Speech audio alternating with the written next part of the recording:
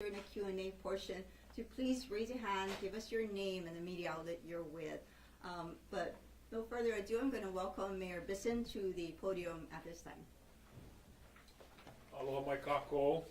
Welcome everyone. You know, we know our community right now is experiencing a tremendous amount of anxiety and uncertainty when it comes to housing in particular. And so today we want to announce a program that we hope will help to bring that uncertainty down. It'll be filled in by some of the folks that are here, our partners that are with us today.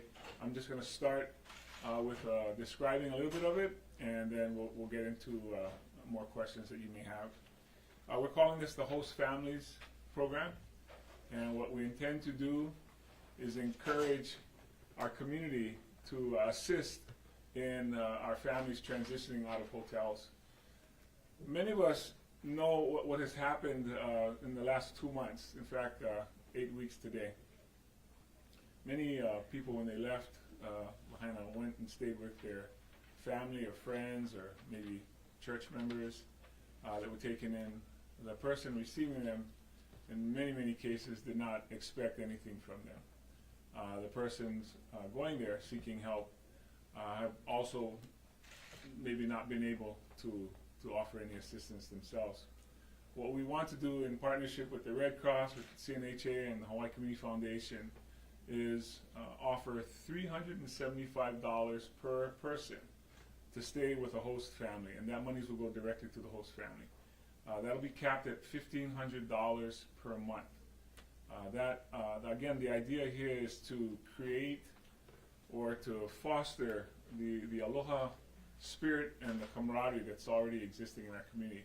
I think the number one thing it does is it keeps people with family and friends, people they're familiar with in most cases.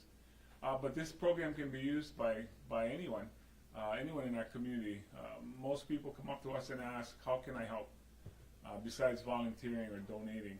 One way they can help is opening their homes to people who may need to move out of the hotels or want to move out of the hotels. So this is just one of those options that we're offering. And again, the idea is that these are homes that already exist. In other words, inventory is already here. We don't have to wait for something to be built or for some place to open up. So we're going to encourage this Host Families project. We're excited about it. We think it'll be one of the many solutions that we're going to offer. I know working with the council as well, they will have some ideas. Folks in our community have offered us ideas as well, in addition to what the state is doing with the Airbnb projects. So I'm going to turn it over to some of our other speakers here today to add and fill more in. But again, we're calling this the Host Families Program, and we will continue to do this as a way of strengthening our community. I should have added this. Not only is this existing neighborhoods and inventory, but these are places where there are schools, churches, stores, other neighbors in the area. So we think this will be something that people will be open to, that we're already doing in our community, and we just want to encourage more of it. And so, okay, you'll introduce. Thank you. Before our speakers come, I gave you all some fabulous instructions that they were going to come and give you their name, and then we rushed in, so excited. So I will ask our speakers to please say your name and just your title. With that, no need to spell. We'll catch that at a later point in time. At this time, Kuhio. Aloha kako. I am Kuhio Lewis with the Council for Native Hawaiian Advancement. We're very happy to partner today with Mayor, as well as with the Red Cross and Hawaii Community Foundation to launch this program. As to what Mayor was saying, there's a lot of folks already doing this. We, through our Kako Maui Resource Center, as well as Mayor's recent town halls, we questioned those that were there, that have come into our resource center, and over 25% have indicated that they're staying with friends and family now. So one goal that this program hopes to achieve is just provide some immediate stability to those hosts, so they can buy the added food, cover the added expenses to host those families. This program, to Mayor's point, also allows others that may want to take advantage of this, recognizing that there is added cost and burden, that we could potentially increase what's available to them in the housing inventory. The details of the program, as Mayor was sharing, $375 per person, up to a cap of $1,500. This program is available statewide. It's not just Maui County that's eligible. So if you're on Kauai or if you're on Hawaii Island, staying on Oahu, you're eligible for this program. This is kind of like a pilot phase. We have the commitment of Red Cross, their financial support, as well as Hawaii Community Foundation. So we're committed to a 6-month term right now, and of course, added support if the program is successful. The hope here, again, is to have options. So families now have more options than what's currently available. And I'm going to be happy to answer more questions at the end.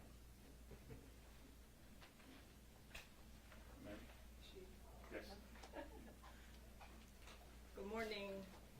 My name is Amanda Ree. I am the director of the Wildfire Long-Term Recovery Programs for the National American Red Cross. Our team, the long-term recovery team, will be the team that is in the community working alongside partners for the next 2 to 3 years. Tragically, on August 8th, the Maui fire stole something really, really important. It is something I've been doing humanitarian work for my entire career. I've been a Red Crosser for many years as well. There's something nascent about the community in Hawaii and in Maui that is really unique. With this program, we are hoping to honor what makes Maui unique, what makes Hawaii unique, supporting the communities of Maui to share their ohana. And it is in that spirit that we are here to welcome this program into the community, into the recovery fray. The Council for Native Hawaiian Advancement, and others at the Hawaii Community Foundation, we have been fortunate enough to develop a really collaborative, trust, respect-based relationship, and it is in that spirit that we are excited about this program. Every disaster is unique. Every single Red Crosser will say that to you. Speaking specifically about the long-term recovery team at the American Red Cross, we are humanitarians, and we are deeply committed to meeting the communities where they are with the unique needs and aspects that communities have. I will be here to answer any questions. Thank you. Aloha mai kākou. My name is Sheila Serhingi. I'm with the Hawaii Community Foundation. I'm HCF spokeswoman. HCF is so honored to have worked with the Mayor's Office, the Office of Recovery, CNHA, and the American Red Cross to make this program a reality. So many families have lovingly opened up their homes in the aftermath of the fires to individuals and other families who have needed a place to stay. We know that having guests and being a guest isn't always easy. There are inconveniences and there are sacrifices that people need to make. But we all know that when a friend or a family rallies around us, it can make the hurt a little better and it can make the healing more of a reality. So this program is here to put resources into the pockets of households who have graciously put out the welcome mat for people to stay with them. And the way we see it at HCF is this is Hawaii people helping Hawaii people. Mahalo.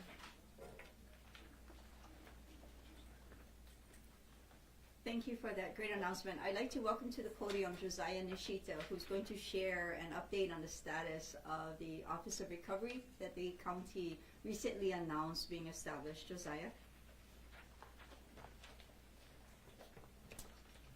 Aloha everyone, my name is Josiah Nishita and I'm leading the county's Office of Recovery and its efforts. Today I'd like to share with you some updates with where we're at in the formation of the office.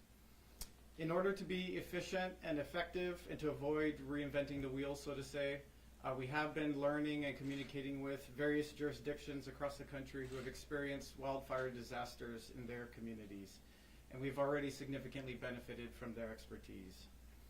We know Maui is different and unique in so many different ways and thus should be treated as such, but we do hope to take and implement many of the lessons learned, the pitfalls that others have gone through, as well as best practices that they've established to learn from their mistakes as well as successes.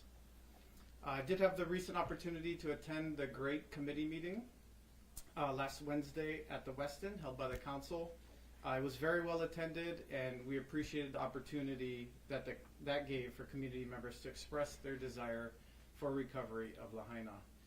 Many great ideas, thoughts, and hopes were shared, many of which were centered around things like, 1, creating better emergency plans and evacuation routes, establishing greenways and more resilient communities. 2, housing insecurity. 3, desire for underground utilities, wastewater reuse, roadway and sidewalk improvements, and water restoration and conservation efforts.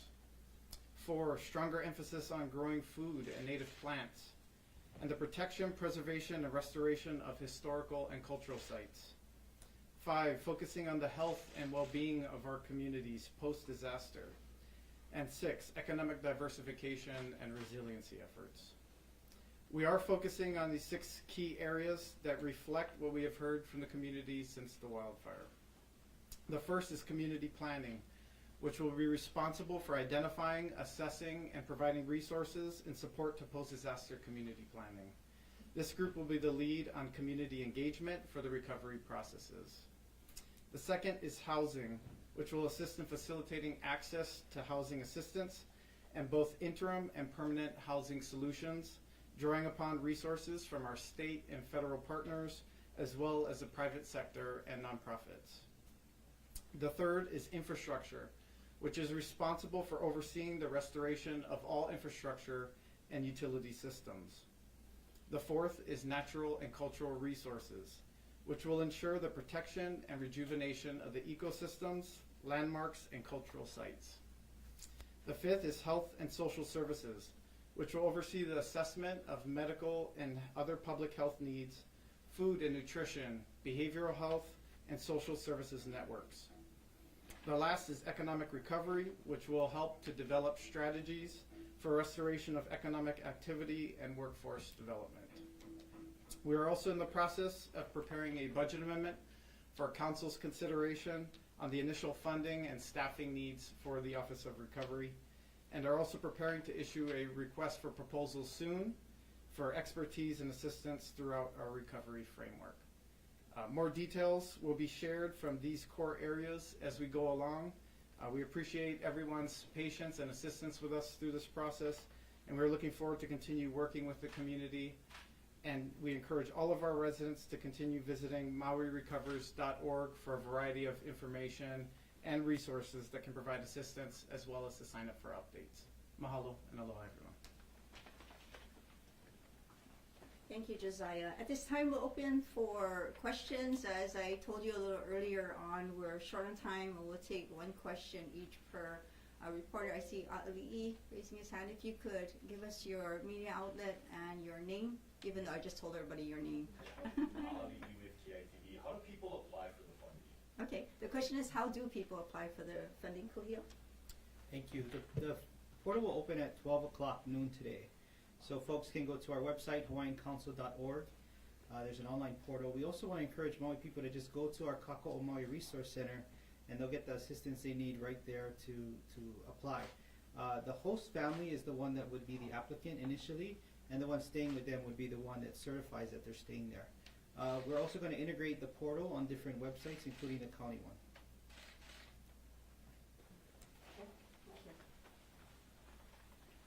Yes, we'll go to Wendy and then to Sylvie. Wendy Osher, Pacific Media Group in Maui now. This question is for the Red Cross. I was wondering if you could clarify, they said at last report 2,500 families were being helped. Can you say how many individuals are being helped through the congregate shelter program, and also how many did not qualify for extended services? Okay, so the question is regarding the Red Cross support for non-congregate housing. We have a few Red Cross folks here. I'm going to turn over to Dave Gutierrez. Yes, good morning. So currently we have just over 7,000 individuals that are in our non-congregate shelter care. The last couple of days, we've transitioned approximately about 120 households out of the shelter care, and that would either be on their own recovery plan, or there's several different areas where they've transitioned out of. What about the people that are no longer receiving services? Do you have a number? Of individuals who don't no longer qualify? Yes. Yeah. So the criteria to stay to qualify there for the non-congregate sheltering includes having major destroyed damage to your house, and also having a FEMA registration number along with a Red Cross case number. And so right now, over the next couple of days, we are trying to determine who does not meet the criteria. And currently on our list, we have approximately 190 individuals, households, that don't necessarily meet the criteria, but no one has been asked to leave on that 190 until we actually are able to talk with them and get them to come down and talk to the Red Cross casework to find out what it is that they need. So out of that 190 that I just mentioned, I believe there will be individuals that will meet the criteria that stay. So we'll know more on the exact number by the end of the week. Thank you, David. Go ahead, and then to Christy. Yeah, Paula Dobbin with Civil Beat. It's a question for the mayor. Okay. And your question? Okay, Just so I can repeat it. yeah, well, first of all, thank you so much for having this new conference. It sounds like a great program. Definitely look forward to covering it, and I'll have questions for the rest of you. But just stepping back a few weeks, Mayor, you had given a videotaped address to the public, kind of trying to answer some questions, clear up some misunderstanding about like what happened on the night of the fire. And in your remarks, you said that some of your staff stayed at the EOC throughout the night. And I was just wondering if you could answer, where were you the night of the fire? Were you at the EOC all night, or did you leave at some point? So I will remind our media folks here today that we called a press conference to share the news of the program, and to also give Josiah a chance to give an update on the Office of Recovery. But the question you're posing, Paula, is regards to go back to the beginning of August 8th. And the question is, where was the mayor the night of the fire? Mayor, I believe, can speak to that, for that, but I do want to remind media representatives that that was not the purpose of today's conference, and those questions have been asked prior and responded to. But Mayor? So if you're talking about the 7th, when I said there were people there all night, let me answer your question. On August 7th, we kept 2 people at the EOC because of the winds. Those are the people that were there all night. It went into the next morning, which was the 8th, which is where I reported early in the morning. And I was there till about 3 in the morning the next day. I can also confirm with regards to that evening, as Mayor has said previously, aside from himself being present there, the managing director and myself was also present.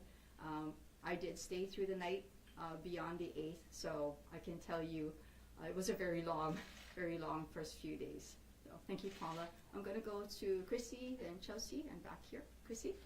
Hi, Christy Wilson, I'm the Worcester Advertiser. The release was put out just as this was starting about the program, but it said one of the eligibility criteria is that you must pass a housing quality standard inspection. Can someone address that and what that entails? And that might scare off some people. I just might be a little wary of that. Okay, the question is about housing qualifications and eligibility. Kuya? There's some general criteria that we're looking for, that there's a stable home there, that there's a place for them to access a bathroom and kitchen. We're going to have some leniency towards it given the situation, but we are looking for stability for the families, and so, that's the intent of that. But there will be an on-site, someone will come to your home when you apply and go into the property and look at it. Yeah, someone from our office or someone from the program will just swing by. That's the thought. I don't know that it's every month, but at some point they'll come check in. Thank you. Chelsea? I'm Chelsea Davis with Hawaii News Now. Can you clarify and go over the eligibility process? Kuhio, I think you said that the host family will apply, and then the individuals receiving the service will verify, but can you walk us through that process? Okay, so just a little bit more details and walk through on the process of becoming an eligible host family that would entitle you to these benefits. Okay, Kuya. Thank you. So initially it would be the host applicant. So if you're hosting a family, you would begin an application on our website or come down to our resource center. It's just general information. Where's your address? Who was impacted that you're hosting? It would ask you to show proof of that address that you live at, as well as that person that you're supporting. And then at some point in that process, an email would go to the host who would certify that they're staying there. So that's generally speaking how it would work. Is there a verification process on your part? Yeah, there is. So we have staff that are going to be on the back end verifying what's submitted. So it's like a CRM to a management tool that will process the application, similar to the rental assistance programs that we currently administer. Great. Sir, and then Melissa and Paul. Thanks. Andrew Gomes, Star Advertiser. Is there a total amount of money that's available for this program, and then which entities are contributing how much? Okay, so the question is there a sum total designated for this program, and where are the sources for that? Right now there's a combined commitment of $4 million to fund this program. We believe that'll take us at least 6 months, and then we'll look at additional resources from the partners. The breakdown is, we're just committed to that. So I think could be equal shares, it could be Red Cross, since they have more resources than all of us. So we haven't decided what the breakdown is, we're just committed to $4 million.